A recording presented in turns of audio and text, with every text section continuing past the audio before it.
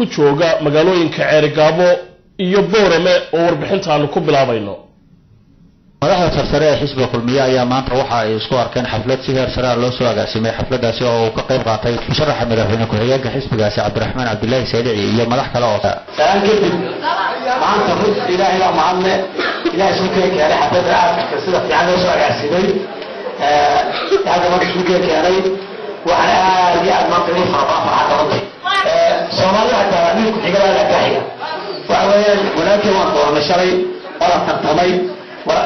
ولكن كلام عبد الرحمن علي بقول جوان وان تاجيني كيان السيرة يا حلي وحسبات جوتا واحد صارهم ما نكما تكفي أذكي سيال كل دقيق يلو خسارة يلو فائدة يلو مهرتي شو حسابيا نك تدوس هالشوي ما تجيني لو تقول ما بقى إما تسوق له بايعي حاسبات هذه الدخان بريئة حسن عيسى يونيفرسال تي في بورما